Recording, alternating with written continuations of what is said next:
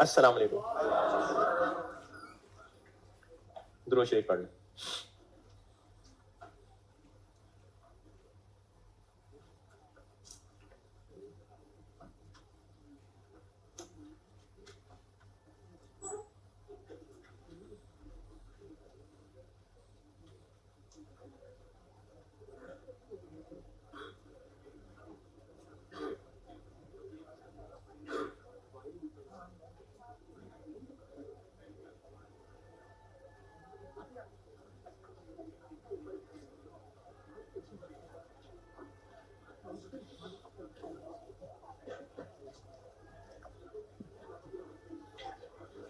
हाँ भाई, कोई आखिरी बात किसी को याद हो?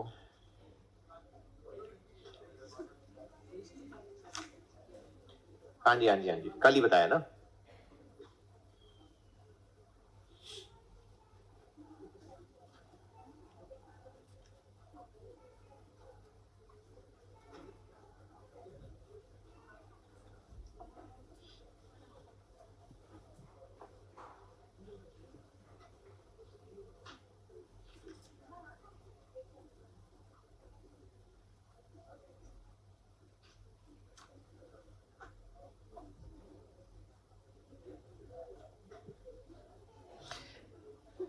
आपको अपनी जिंदगी से शिकायतें हैं ना बहुत सारी।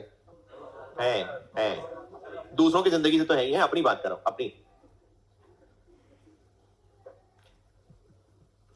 बहुत सारी चीजों की महरूमी होगी। ये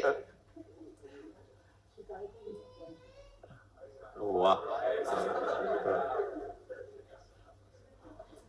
नहीं, शिकायतें भी बहुत सारी है कि मेरे पास ये भी नहीं है, ये भी नहीं है। अपने घर वालों पे भी एतराज है बहुत सारे।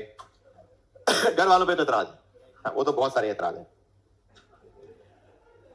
वालेन पे बहुत सारे एतराज हैं, बहुत सारी शिकायतें हैं कि ये भी नहीं किया, ये भी नहीं किया, ये भी नहीं दिया हुआ, इससे भी नहीं, ये भी नाराजगी। भाई तो शिकायतें शिकायतें।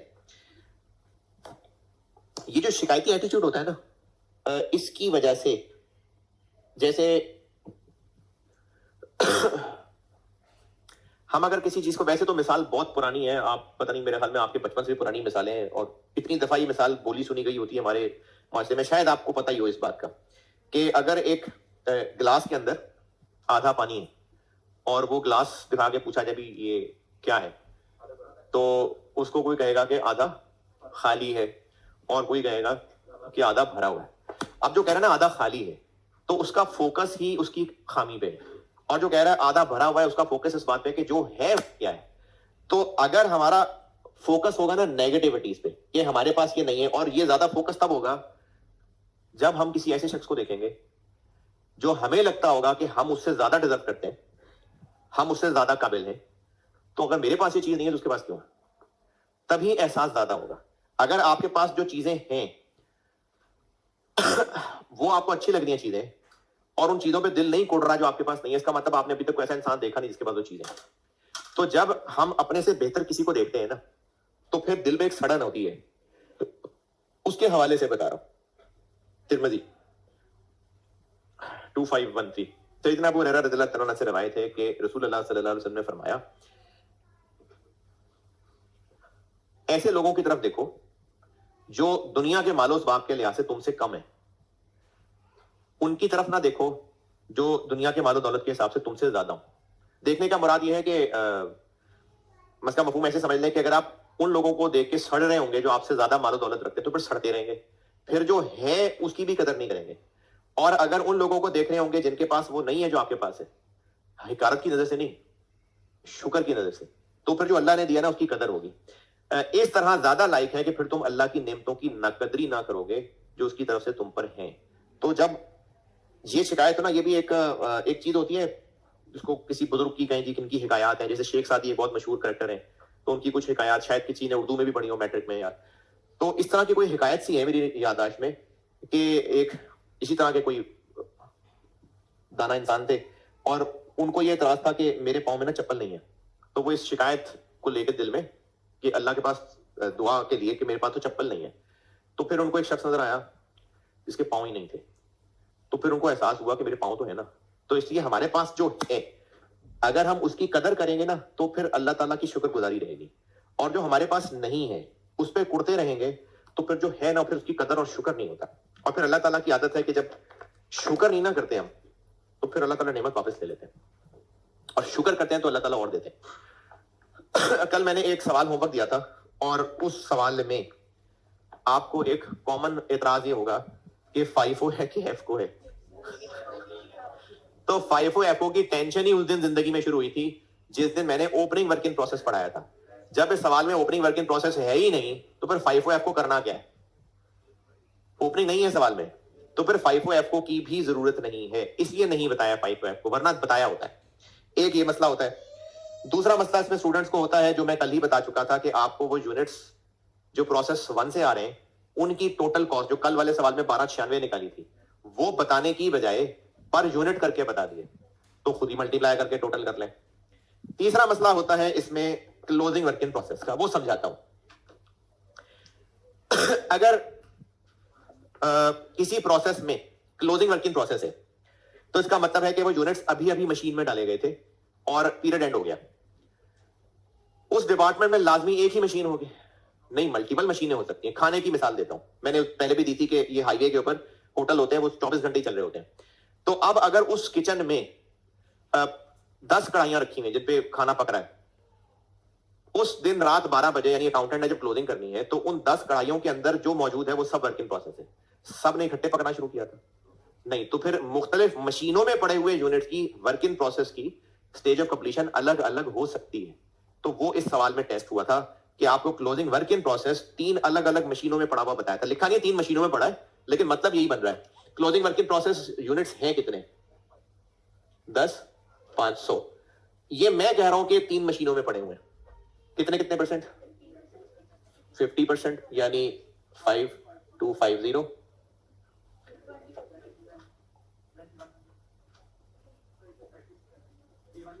3150। ये यूनिट्स जिस मशीन में पड़े हुए हैं, तो ये कंप्लीट हो चुके हैं 40%। ये जिस मशीन में पड़े हुए हैं और ये जिस मशीन में है 24.45। तो इस सवाल में सिर्फ फर्क इतना पड़ेगा कि इक्विवेलेंट प्रोडक्शन बनाते हुए आप लोग कन्वर्जन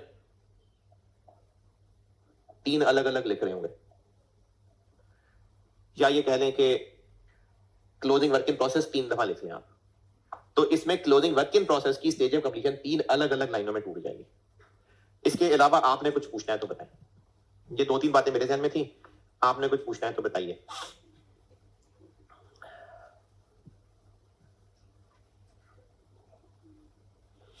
कुछ नहीं? चलो, कुछ नहीं पूछना होगा। केस 2।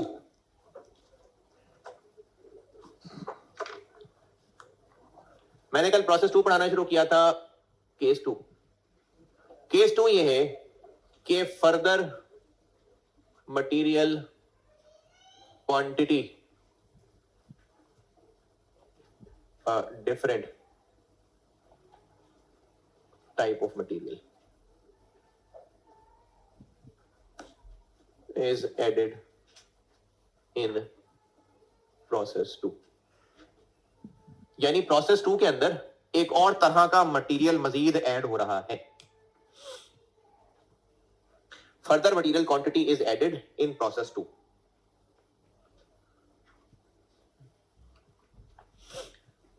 मिसाल के तौर पे मटेरियल ए प्रोसेस 1 में ऐड हुआ, फिर यहां पर इसको उबाल के इसको प्योरीफाई किया, फिर उबला हुआ मटेरियल ए प्रोसेस 2 में गया, इसमें मटेरियल बी को साथ ऐड किया,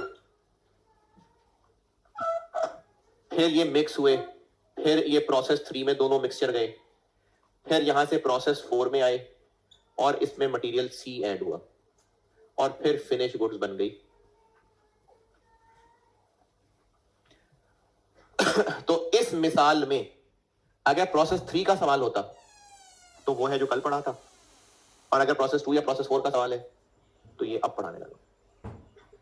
यानी हम जिस प्रोसेस का सवाल पढ़ रहे हैं उसमें ट्रांसफर इन तो है ही है, एक डिफरेंट टाइप का मजीद मटेरियल ऐड हो रहा है। तो ये केस 2।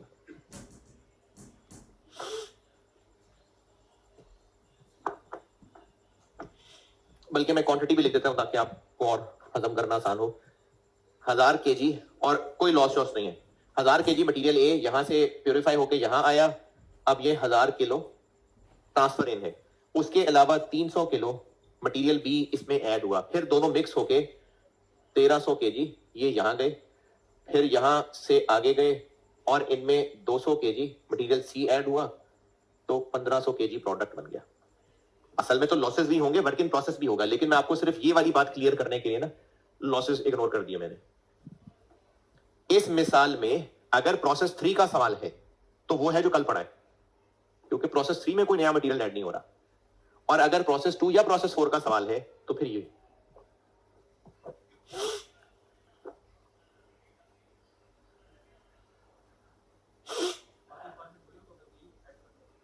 नहीं, अभी बहुत कुछ नया आने लगा, यानी अब ये बस नहीं है, अब ये बहुत कुछ है।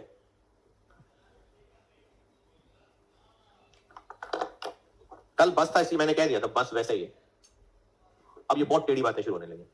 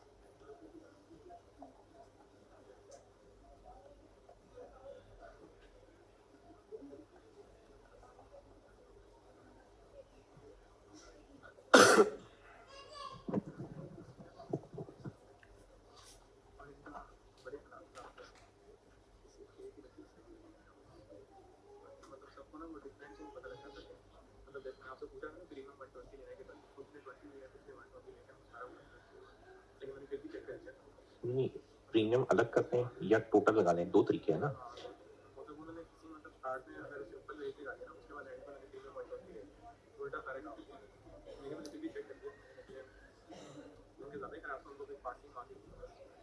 यार ये ना बड़ी मेरे लिए शॉकिंग बातें हैं।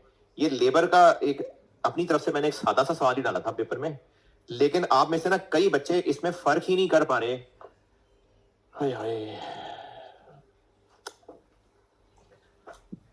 अगर बेसिक वेज 300 रुपए है बेसिक, और ओवर टाइम बेसिक प्लस 20% है, तो ओवर टाइम का रेट बन गया 360। ये मैंने ना दो तरह से सॉल्व करना बताया था और पहले ही दिन इस बात का अंदाजा लगा लिया था कि आखिर तक आपको ये कीड़ा तंग करता रहेगा, और आपने टेस्ट में किया भी है। इसको ना दो तरह से सॉल्व कर सकते हैं। एक तरीका यह है कि जो नॉर्मल आवर्स हैं छुट्टी टाइम के वाले, जैसे मिसाल के तौर पे 40 घंटे हैं, उन पे 300 वाला रेट लगाएं, और जो ऊपर ओवर टाइम है उस पे 360 वाला टाइम लगाएं। एक ये तरीका है।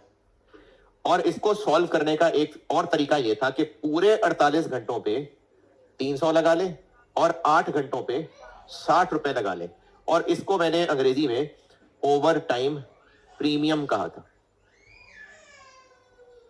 अब टेस्ट में अक्सर बच्चों ने किया यह है कि 48 पे 300 लगाया और 8 पे 360 लगा दिया।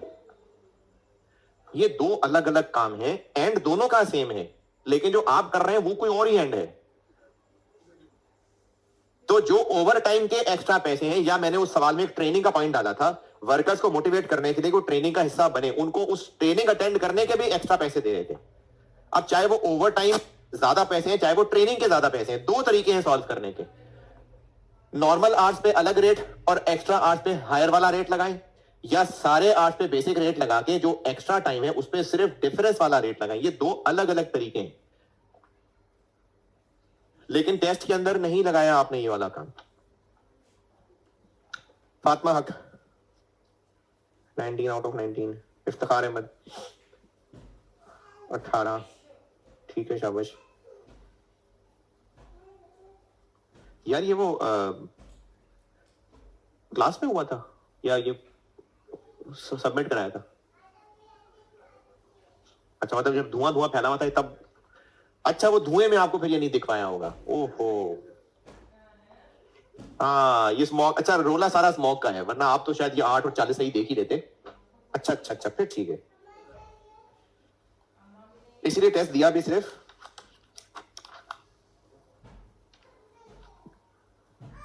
मुट्ठी भर लोगों ने टेस्ट दिया, बाकी फिर वो धुएं में इधर उधर गुमराह हो गए होंगे फिर। अच्छा, फिर खैर है यार, वो तो स्मॉग का कसूर था वो तो।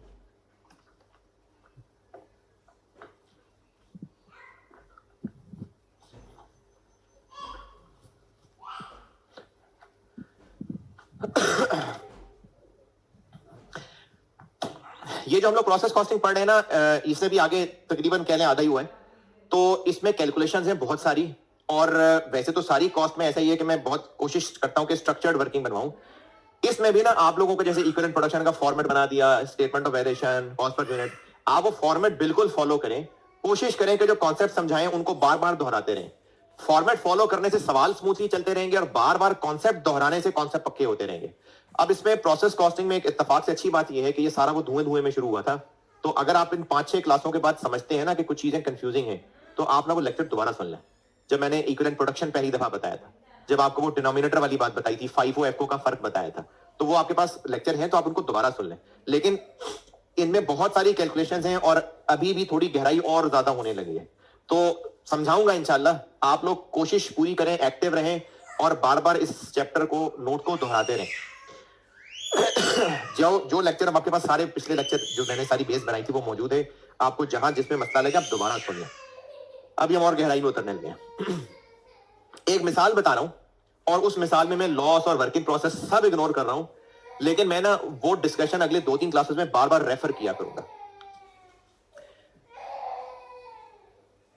ये मिसाल जरूर नोट करिएगा, पहले समझ लें, और मैंने फिर ये डिस्कशन रेफर करनी है बार बार। प्रोसेस 1 से उबला हुआ दूध 300 केजी, ये प्रोसेस 2 में आया है। प्रोसेस 2 में 300 केजी, और ये इसका आउटपुट है। तो कॉस्ट ऑफ कंप्लीटेड यूनिट्स जब इसकी स्टेटमेंट ऑफ इवैल्यूएशन से बनी होगी, तो ये था टोटल 24,000 रुपए का। पर केजी क्या बना? 80 रुपए।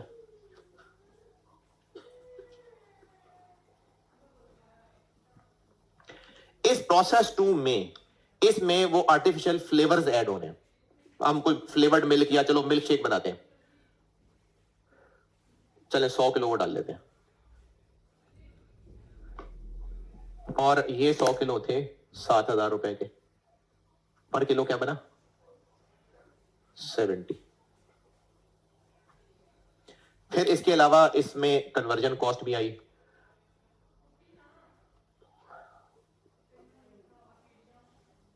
कन्वर्जन कॉस्ट ले लेते हैं 16,000। और ignoring losses, ignoring working process, कुछ लॉस नहीं हुआ, कोई वर्किंग प्रोसेस नहीं है। तो प्रोसेस 2 का आउटपुट यानी मिल्क शेक कितने किलो बना?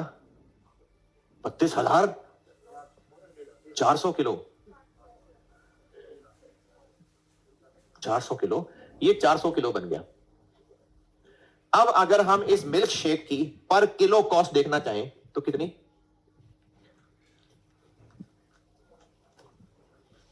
कितनी? 1 किलो कितने का पड़ रहा है मिल्क शेक?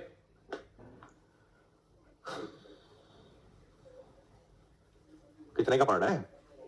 70? 190 का? अच्छा, कैसे भाई? कॉस्ट पर केजी कितने का पड़ रहा है हमें? 78,000। 78,000 कैसे? 24,000 और 7,000 प्लस 16,000 डिवाइड बाय 400, 117.5। कौन सा 78, कौन सा 80।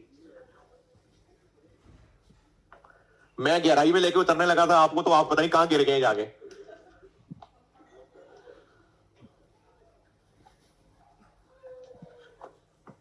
कितने का 1 किलो है? कैसे? 24,000, 7,000, 16,000, कितना हो गया? 47,400 किलो है। तो अगर इसको 3 टुकड़े करें, ये काला हरा लाल 3 टुकड़े करने, तो इस मिल्क शेक के पर किलो में उबला हुआ दूध कितने रुपए का बना? 24,000 डिवाइडेड बाय 400 जी 60। मिल्क शेक की निकाल रहे हैं ना कॉस्ट, तो 400 से डिवाइड, और ये फ्लेवर इसमें कितने रुपए का बना? 7,000 डिवाइडेड बाय 400 किलो 0.5, और कन्वर्जन बनी 16,000 डिवाइडेड बाय 400 किलो 40।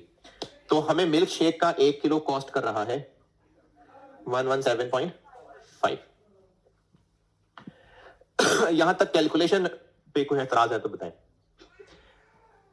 ये जो उबला हुआ दूध इस प्रोसेस से यहां इनपुट हुआ था, ट्रांसफर इन हुआ था, वो हमें 80 रुपए का 1 किलो पड़ा हुआ है।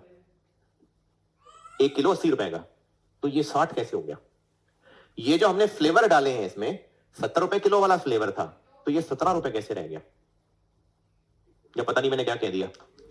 ये जो उबला हुआ दूध इस प्रोसेस का ट्रांसफर इन था, वो हमें 80 रुपए किलो कॉस्ट किया हुआ है, तो वो 80 रुपए की जगह ये 60 क्यों है? और ये जो फ्लेवर हम लाके इस मशीन में डाल रहे थे, वो हम 70 रुपए किलो वाली चीज लाके डाल रहे थे, तो ये 70 की बजाय ये 17.5 कैसे हो गया?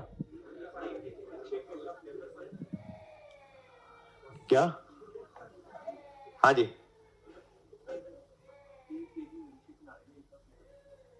ये जो 70 रुपए था ना, ये फ्लेवर के 1 किलो का रेट है। मिल्क शेक के 1 किलो में 1 किलो फ्लेवर नहीं है, तो 1 पाव फ्लेवर है। 1 पाव, पाव चटांग तो 250 ग्राम्स। तो ये जो फ्लेवर है ये 70 रुपए किलो है, लेकिन 1 केजी मिल्क शेक में 1 केजी फ्लेवर नहीं डला हुआ। 1 केजी दूध 80 रुपए का है, यहां पर 1 केजी दूध नहीं लिखा हुआ। मिल्क शेक के 1 किलो में इतने रुपए का दूध है, तो 60 और 80 में फर्क है, 17.5 और 70 में फर्क है। ये फर्क क्लियर होना चाहिए आपको।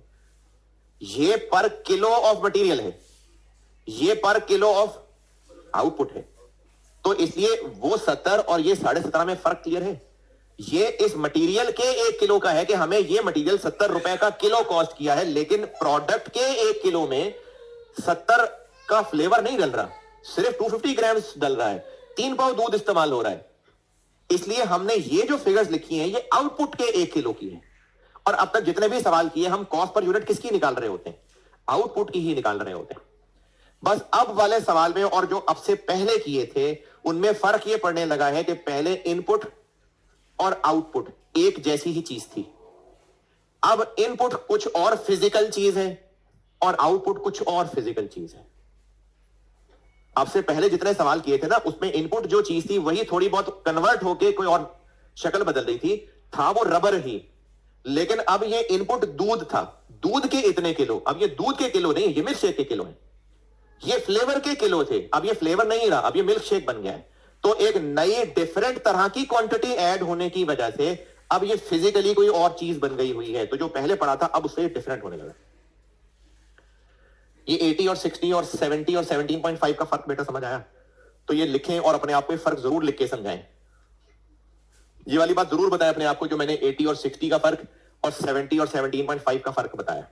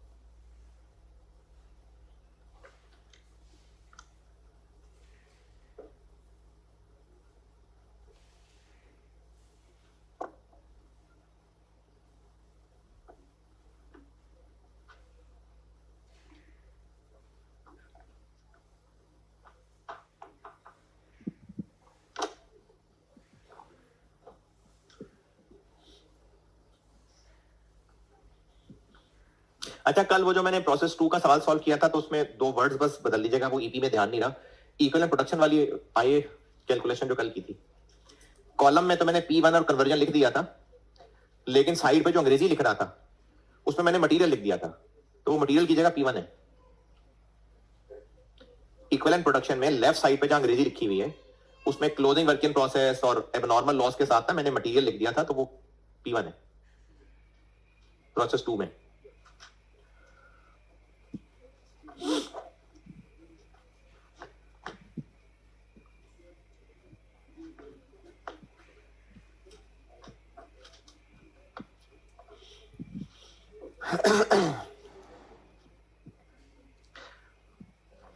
अच्छा, एक चीज मैं पहले बता चुका हूं, यानी ये जो मैं भी यहां करने लगा वो नोट नहीं करे, पुरानी बात बता रहा हूं, रीकैप के लिए अपनी तसल्ली के लिए दोबारा बोल रहा हूं। हम लोग कॉस्ट पर यूनिट में मटेरियल और कन्वर्जन ये रुपए लिखते हैं। ये नोट ना करें, मैं आपको पुरानी एक बात का रीकैप दे रहा हूं अपनी तसल्ली के लिए। हम लोग कॉस्ट पर यूनिट में ये होता है हमारा न्यूमरेटर, यानी प्रोसेस 1 में प्रोसेस 1 में इनपुट क्या था? मटेरियल। प्रोसेस 1 में मटेरियल। ये फिगर कैसे निकली थी? ये मैंने कल बोली थी बात, रॉ मटेरियल स्टोर में खड़े होकर कैलकुलेशन की थी कि इतने रुपए का मटेरियल प्रोसेस 1 को भेज दिया, और यहां पर खड़े होकर हमने इसको वेलकम कर लिया कि इतने रुपए का मटेरियल प्रोसेस 1 में आया और अब प्रोसेस 1 में इतनी कन्वर्जन का खर्चा और हुआ। ये है हमारे खर्चे। पर यूनिट कॉस्ट निकालने के लिए ये न्यूमरेटर है, डिवाइड करना है डिनोमिनेटर से।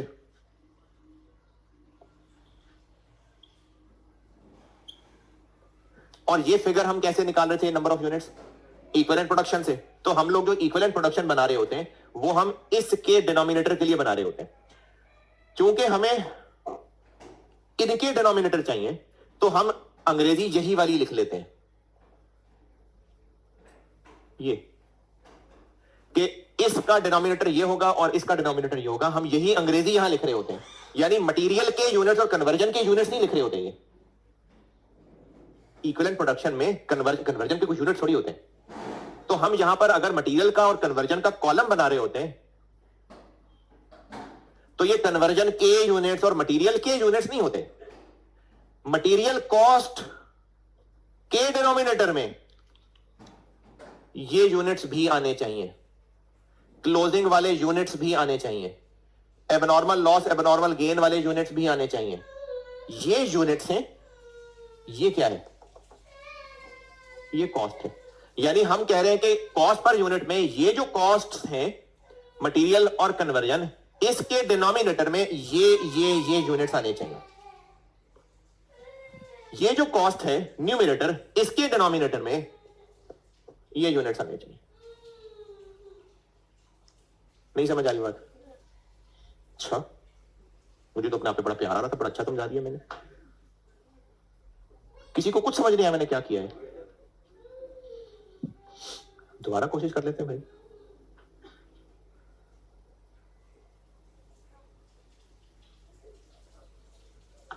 चलो एक दफा और। हम लोग प्रोसेस कॉस्टिंग में जब कॉस्ट पर यूनिट निकाल रहे हैं तो यहां पर FIFO है या एफको है? ये रुपीज है। एफको है तो opening work in process, current period cost, normal loss की रिकवरी। ये न्यूमरेटर है, यानी ये खर्चे हैं।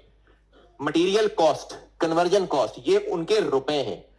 प्रोसेस 1 का सवाल है तो रॉ मटेरियल के स्टोर से प्रोसेस 1 में भेजा था इतने रुपए का मटेरियल, और प्रोसेस 1 में हमने उसको वेलकम किया कि इतने रुपए का मटेरियल इन हुआ, और फिर कन्वर्जन कॉस्ट भी इतनी और खर्च हुई। ये खर्चे हैं। पर यूनिट कॉस्ट निकालने के लिए खर्चों को यूनिट से डिवाइड करना पड़ेगा। वो यूनिट्स हम इस वर्किंग से निकाल रहे होते हैं। मटेरियल के कॉलम में जो यूनिट्स लिखे हुए हैं, कन्वर्जन के कॉलम में जो यूनिट्स लिखे हुए हैं, ये कन्वर्जन के यूनिट्स हैं और ये मटेरियल के यूनिट्स हैं। यूनिट्स कन्वर्जन मटेरियल के नहीं है, यूनिट्स इनके हैं। ये दो नाम क्या लिखे हुए हैं? ये रेफरेंस के लिए यही नाम यहां दोबारा छापे हैं। यानी हम ये अपनी वर्किंग में अपने आप को भी और पेपर मार्कर को भी ये बता रहे हैं कि ये जो यहां मटेरियल है इसको जिन यूनिट से डिवाइड करना है वो ये हैं। जो कन्वर्जन कॉस्ट यहां लिखी हुई है इसको जिन यूनिट से डिवाइड करना है वो ये वाले। और अगर प्रोसेस 2 का सवाल होता तो ये मैं खड़ा हूं प्रोसेस 1 में, और प्रोसेस 1 से इतने रुपए कॉस्ट वाला ट्रांसफर होके प्रोसेस 2 में चला गया।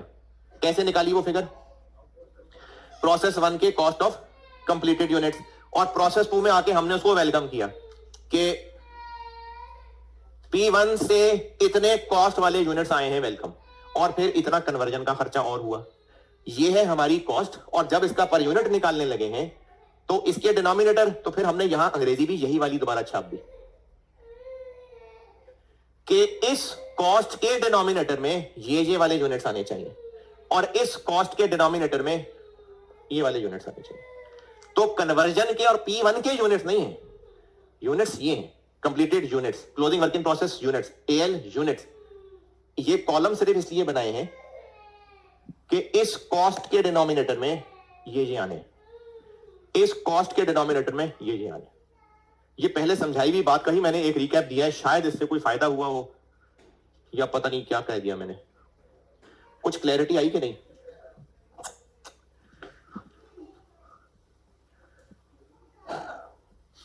अब जब केस 2 है तो हमने पर यूनिट कॉस्ट 3 टुकड़ों में निकाल लिया। इसका मतलब है कॉस्ट पर यूनिट की वर्किंग करते हुए 3 कॉलम बनाने पड़ेंगे। P1 न्यू मटेरियल कन्वर्जन, तो इसलिए डिनोमिनेटर के लिए इक्विवेलेंट प्रोडक्शन बनाते हुए भी हमें 3 कॉलम लेने पड़ेंगे।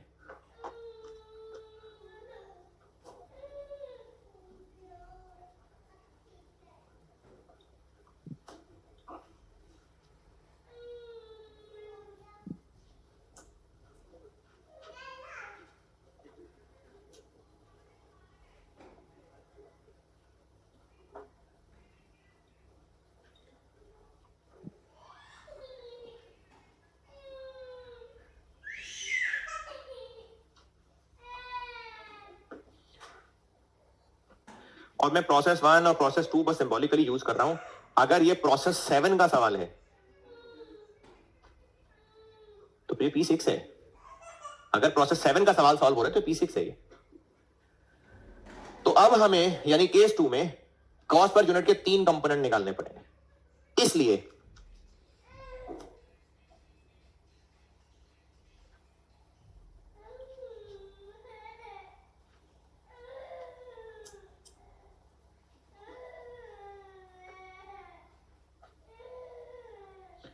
हमें इसमें भी ये 3 कॉलम बनाने पड़ेंगे। इक्विवेलेंट प्रोडक्शन में भी फिर हमें ये 3 कॉलम चलाने पड़ेंगे। तो एक तो जो काम पहले कर रहे थे वो बढ़ जाएगा, ईपी में भी एक कॉलम और आ जाएगा, और कॉस्ट पर यूनिट में भी एक कॉलम और आ जाएगा। इसी तरह स्टेटमेंट ऑफ इवैल्यूएशन के अंदर cost of closing work in process P1 conversion लिखते थे पहले, अब P1 न्यू मटेरियल कन्वर्जन, 3 लाइनें आनी शुरू हो जाएंगी। मटेरियल बी लिख दे, फ्लेवर लिख दे। मैं तो बस ये बता रहा हूं कि इस प्रोसेस में जो नया मटेरियल आ रहा है वो नाम, और जो पिछले प्रोसेस का नाम है वो, यानी आप इसको मिल्क कह दें, इसको फ्लेवर कह दें।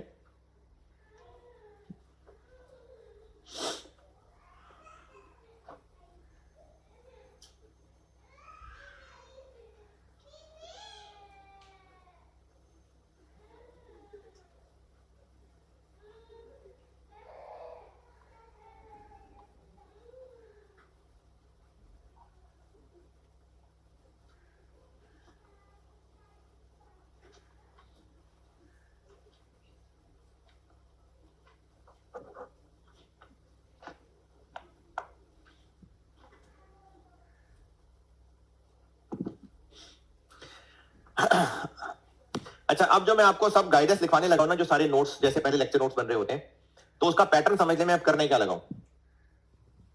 हमें ईपी की वर्किंग में कॉलम तो बनाने हैं 3, P1 न्यू मटेरियल कन्वर्जन। उन 3 कॉलम्स में हमने लाइनें क्या क्या लिखनी है। अगर एफको मेथड है तो ये 3 लाइनें होती हैं, अगर FIFO है तो फिर ओपनिंग की, यानी ये 4 लाइनें हो जाएंगी। एफको है तो ये 3 लाइनें हैं, ऐसे लिखने वाली लाइनों की बात कर रहा हूं। FIFO है तो 4 हो जाएंगी। तो अब मैं आपको ना नोट्स इस स्टाइल के बनवाने लगा हूं कि ईपी की वर्किंग में इन 3 कॉलम्स में इन लाइनों के सामने क्या क्या लिखना है, लिखना भी है कि नहीं लिखना है।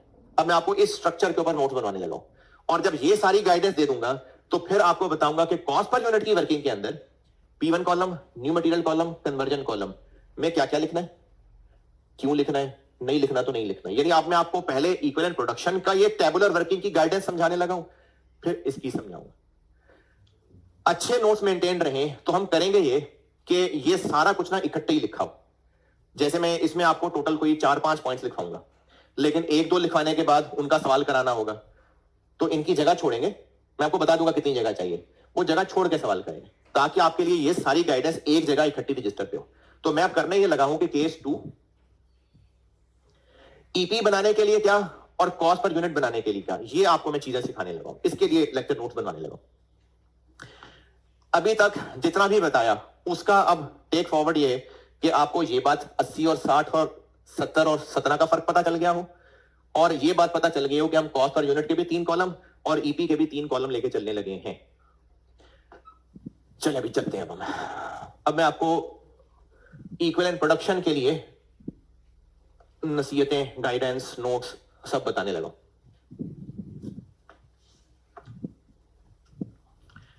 इसको मैं कह देता हूं जी guidance for equivalent production.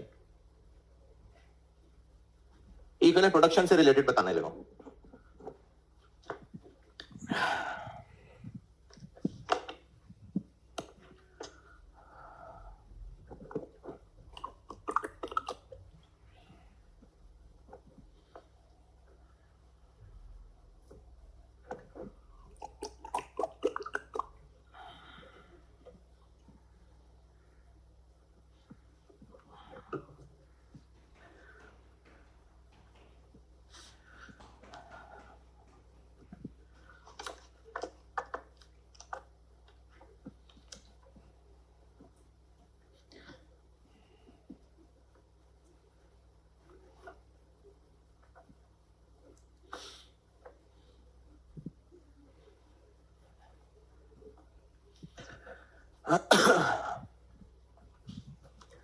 Number 1 बात,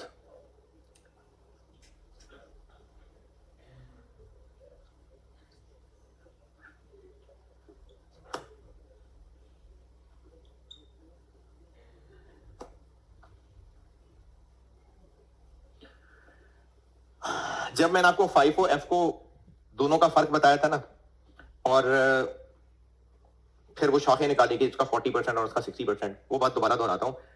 हम जब पर यूनिट कॉस्ट निकाल रहे हैं तो जो खर्चा न्यूमरेटर में लिख रहे हैं, डिनोमिनेटर में वो यूनिट्स आएंगे जिन पर वो खर्चा हुआ।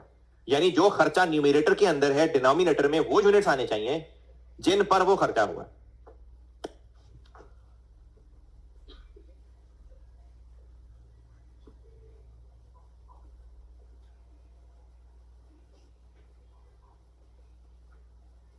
अगर एफको का सवाल है तो फिर कंप्लीटेड यूनिट्स की लाइन आ रही होती है, और अगर फाइफो का सवाल है तो स्टार्टेड एंड कंप्लीटेड की लाइन है। दोनों के लिए एक ही बात है, इसलिए मैंने पॉइंट 1 कह दिया। जो स्टार्टेड और कंप्लीटेड यूनिट्स हैं, या एफको है तो कंप्लीटेड यूनिट्स हैं। अब हम 3 तरह के खर्चों की पर यूनिट निकालने लगे, P1, न्यू मटेरियल और कन्वर्जन। इसके डिनोमिनेटर में कंप्लीटेड यूनिट्स आने चाहिए या उन पे ये खर्चा नहीं लगा हुआ? आने चाहिए। इसके डिनोमिनेटर में नहीं आने चाहिए, सब में आने चाहिए। दोबारा हम लोग पर यूनिट कॉस्ट निकालने लगे हैं इन तीनों की, तो हम इन तीनों के डिनोमिनेटर में क्या क्या रखें? ये ईपी है ना, तो डिनोमिनेटर में कौन से यूनिट्स रखने हैं? जिन पर ये खर्चा आया है। तो एफ को हो चाहे फाइफो हो, जो कंप्लीटेड यूनिट्स हैं उन पे तीनों खर्चे आए हैं या नहीं आए अभी? तो तीनों के डिनोमिनेटर में उनके यूनिट्स आने चाहिए, थोड़े 80%, 70% या सारे। तो इक्वल कंप्लीटेड यूनिट्स या started completed units will be shown in EP columns as P1 वाला कॉलम, न्यू मटेरियल वाला कॉलम और कन्वर्जन वाला कॉलम। तीनों में ही आएंगे। यानी मैं आपको ना ये इस स्ट्रक्चर से लिख के दे रहा हूं कि जब ईपी बना रहे होंगे तो कंप्लीटेड यूनिट्स के सामने तीनों कॉलम में यूनिट्स आएंगे, यस। और ये क्या लिखा मैंने, पूरे पूरे आएंगे, क्योंकि तीनों खर्चे इन पे लगे हैं, तो तीनों खर्चों के डिनोमिनेटर में कंप्लीटेड यूनिट्स की लाइन पूरी पूरी आनी चाहिए, जो आज तक भी करते आ रहे हैं। ईपी वाली वर्किंग में कंप्लीटेड यूनिट्स के सामने हर कॉलम में 100% लिख रहे होते हैं ना, तो बस यही बात की है मैंने। पहले 2 कॉलम होते थे तो 3 कॉलम हो जाएंगे।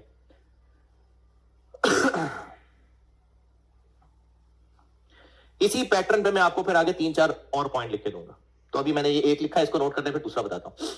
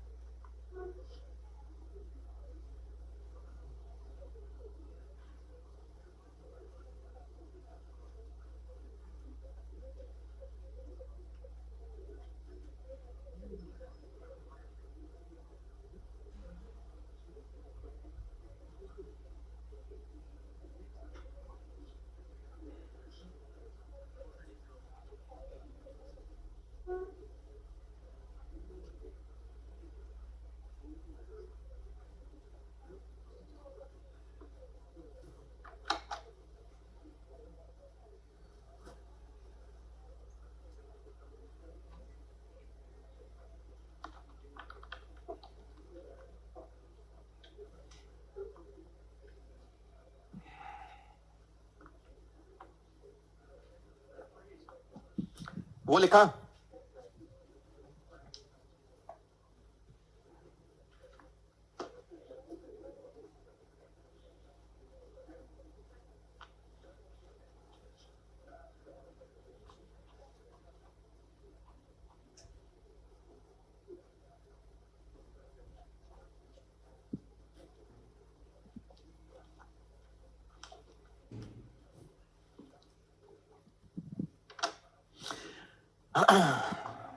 ये नोटेड। अब पॉइंट 2 के लिए मैं आपको ये कुछ समझाने लगा हूं, लेकिन आप ये मिसाल ना लिखें, कोई मसला नहीं, क्योंकि लिख भी लेंगे तो बाद में कौन सी समझ आनी है, इसलिए बस समझ के गुजार दें तो बहुत है, ना लिखें बेशक इसको।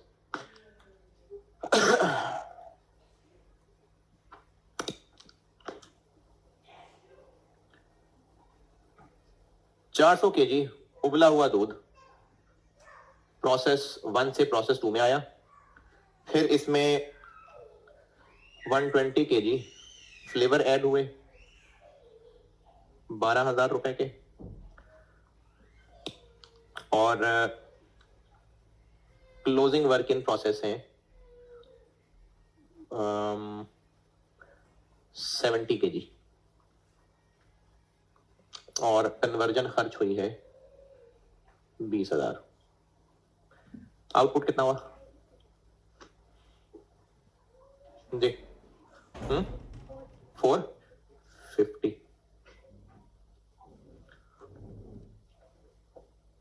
520, 70 क्लोजिंग है तो 450 क्लोजिंग है, तो फिर ये भी बताना पड़ेगा कि क्या स्टेज ऑफ कंप्लीशन क्या है, तो ये है जी 60% कंप्लीट। प्रॉपर फॉर्मेट नहीं बना रहा, बस साला ब्रैकेट ब्रैकेट में बता रहा हूं। अगर हमने अब इस मिल्क शेक की कॉस्ट निकालनी हो, यानी कॉन्सेप्चुअली मैं ईपी ब्रैकेट के अंदर कर रहा हूं, तो मिल्क शेक की कॉस्ट पर केजी निकालने के लिए इसमें P1 कॉस्ट यानी मिल्क की कॉस्ट 32,000 के डिनोमिनेटर में कंप्लीटेड यूनिट्स आने चाहिए। क्यों? इन पर वो खर्चा है, क्योंकि इसी में से ही तो प्रोसेस 2 शुरू हुआ था, फिर तो इसके डिनोमिनेटर में 450 यानी आउटपुट आना चाहिए।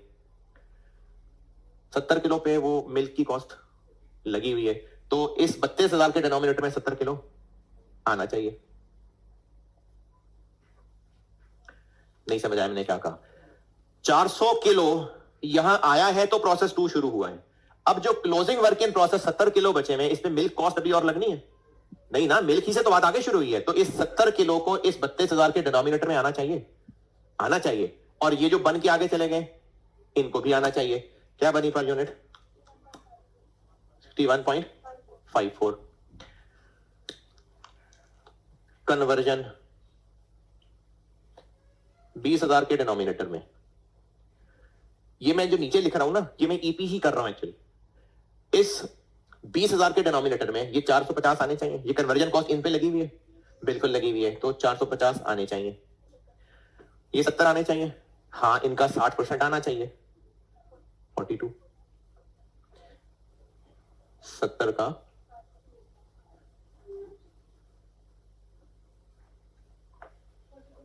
40.65।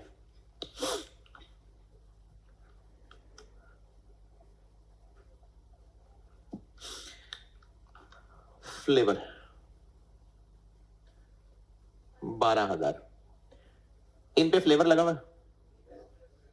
हाँ तो इस 12,000 का खर्चा इन पे है, तो 12,000 के डिनोमिनेटर में 450 आना चाहिए। अच्छा, मटेरियल के बारे में एक assumption ये थी कि नहीं, और कन्वर्जन ओवर द पीरियड, यानी मटेरियल फौरन ऑन डेल देते और कन्वर्जन ओवर द पीरियड। तो इस 70 किलो पे फ्लेवर का खर्चा लग चुका है कि नहीं? इनकम्प्लीट इंफॉर्मेशन है। अब आपको मैं कंप्लीट इंफॉर्मेशन देता हूं।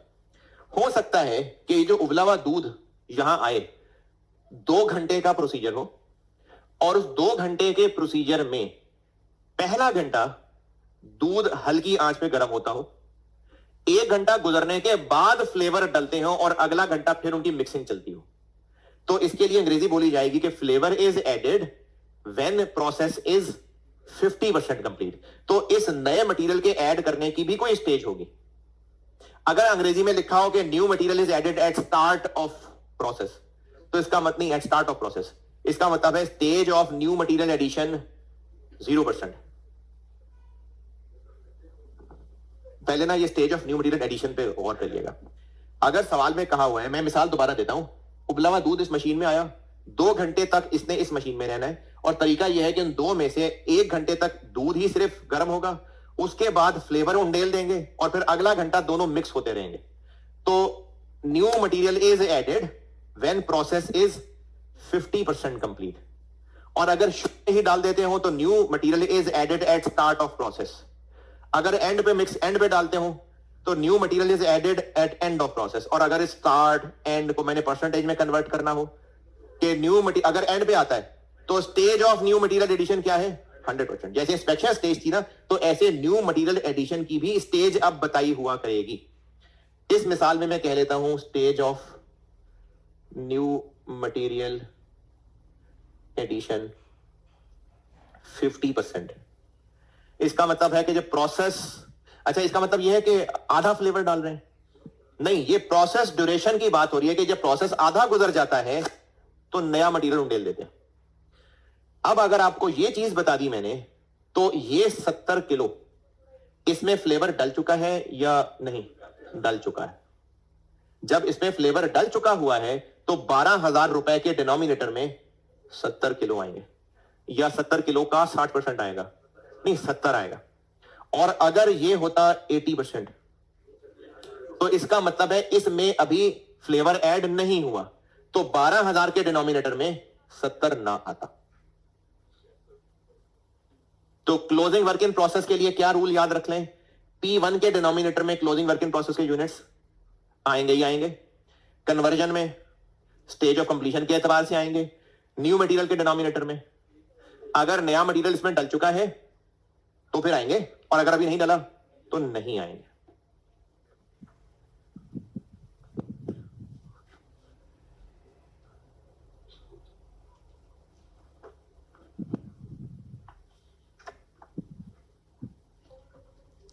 एक minute. Closing work in process units will be shown in EP columns as P1 वाले कॉलम में आने ही आने, कन्वर्जन वाले में आने ही आने हैं, लेकिन एज पर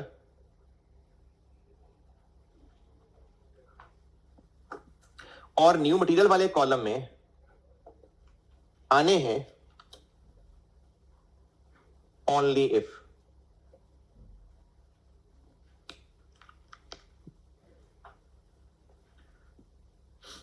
ओनली इफ दो तरीके से बता देता हूं, जिन्होंने दोनों तरीके लिखने और दोनों लिख लेना, जिनको जो आसान लगे वो लिखना वो लिख लेना। मैं दोनों बातें बता देता हूं।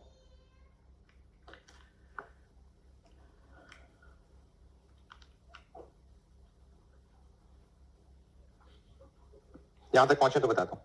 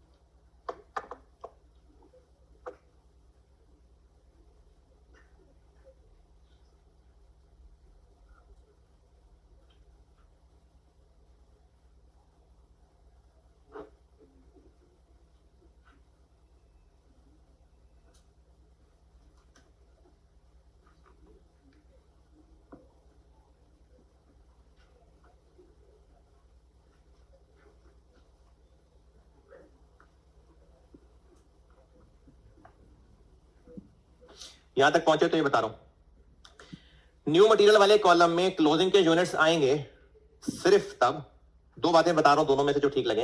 एक तो स्ट्रेट कॉन्सेप्चुअल बात है, सिर्फ तब अगर new material closing work in process में ऐड हो चुका है तो आएंगे, नहीं ऐड हुआ तो नहीं आएंगे। अगर ये जुमला लिखना चाहे तो ये जुमला लिख लें, only if new material has been added to closing work in process.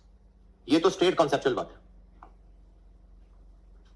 सिर्फ तब आएंगे अगर new material has been added to closing work in process. और अगर आप इसको परसेंटेज से पहचानना चाहें तो उसकी पहचान फिर ऐसे बना लेते हैं कि stage of completion of closing work in process ज्यादा हो या बराबर भी चलेगी किसके, stage of new material addition. चाहे आप इसको ऐसे पहचान लें। अगर क्लोजिंग वर्क इन प्रोसेस इससे आगे निकल चुका है मतलब उसमें ऐड हो गया हुआ है नया मटेरियल।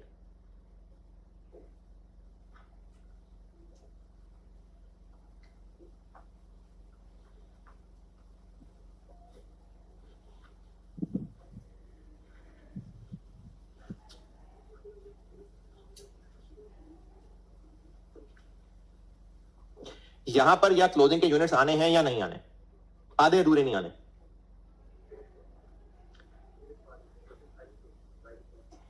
साइलेंट अबाउट नया मटेरियल कब ऐड होता है, होता नहीं है साइलेंट वैसे, लेकिन चलो मान लें साइलेंट है तो बस फिर शुरू में डल जाता है नया मटेरियल।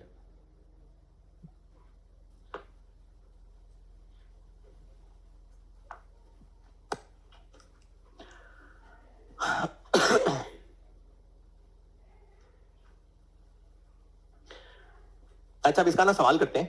तो उसके लिए मैंने जैसे पॉइंट 1 पॉइंट 2 लिखा है तकरीबन सेम जगह, तो मैंने पॉइंट 3 पॉइंट 4 पॉइंट 5 3 पॉइंट और बताने, उसकी जगह छोड़ें। और ये तो मैं गाइडेंस दे रहा हूं इक्विवेलेंट प्रोडक्शन के लिए। फिर मैंने गाइडेंस देनी है फॉर कॉस्ट पर यूनिट, उसके लिए तकरीबन एक पेज, दो साइड को नहीं कहते, एक पेज एक। तो इसके मैंने 3 पॉइंट और लिखवाने हैं और तकरीबन फिर उसके बाद एक पेज कॉस्ट पर यूनिट की गाइडेंस के लिए। तो ये जो भी 2-3 पेज बनते हैं ये छोड़ें और सवाल लिखें।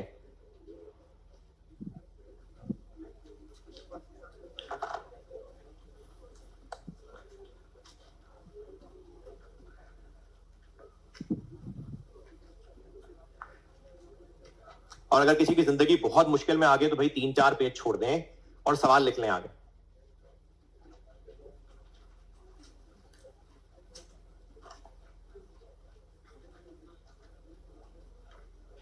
Following information relates to process 2 for the month of May. Following information relates to process 2 for the month of May. Opening work in process.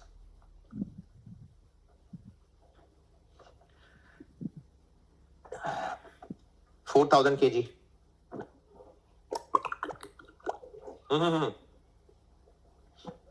नहीं है, ओपनिंग नहीं है, ओपनिंग तो पढ़ाया नहीं भी आपको, नहीं है, ओपनिंग नहीं है, opening work in process 0, opening work in process 0 है। करंट मंथ डेटा लिखें,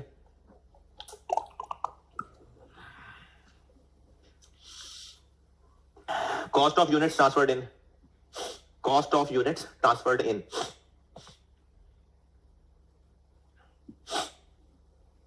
540,000, 5,40,000।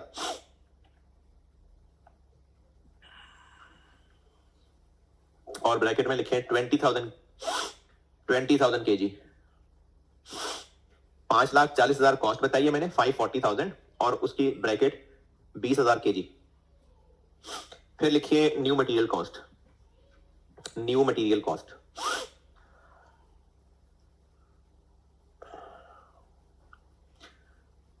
180,000, 1,80,000।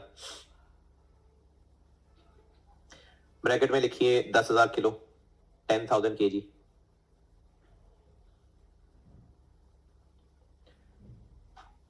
Conversion cost, conversion cost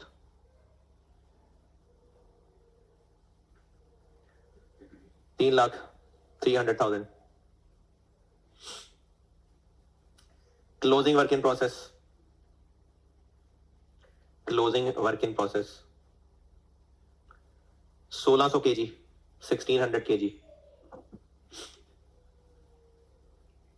40% complete, 40% complete. New material is added, new material is added when process is 70% complete.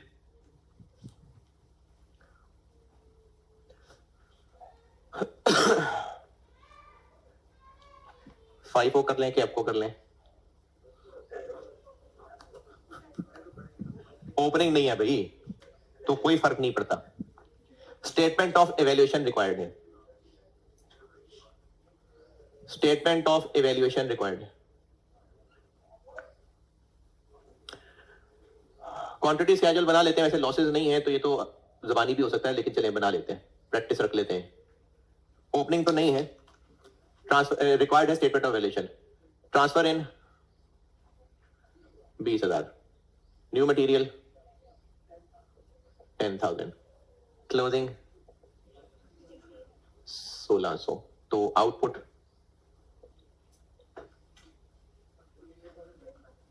2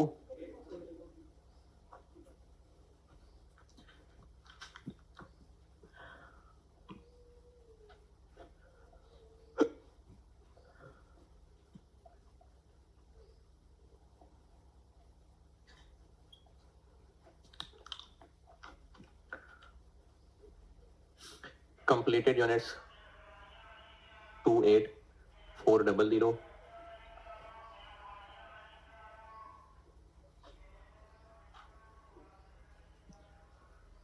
closing work in process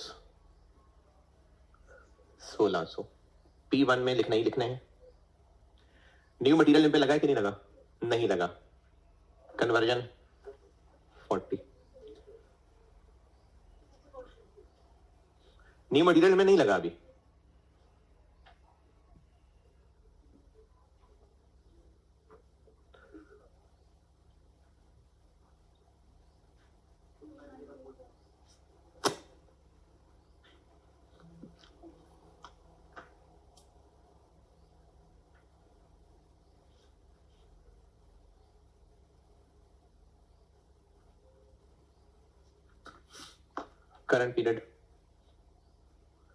current period cost 540, 180, 3 lakh और denominator ये है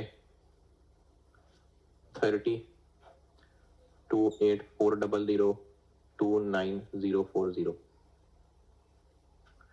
तो cost per unit बन गई 18, 6.34, 10.33।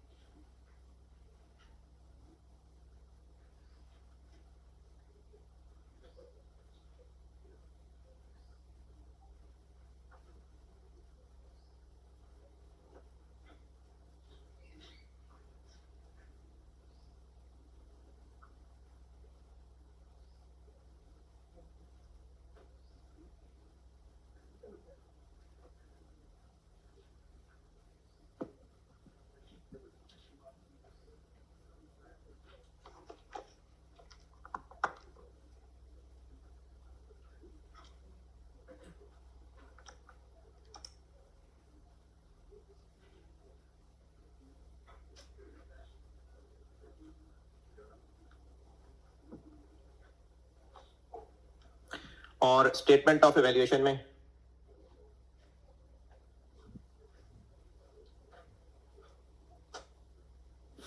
Statement of evaluation, cost of completed units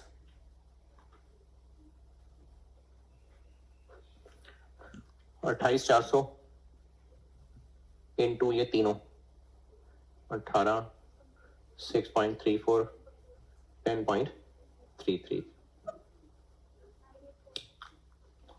984628।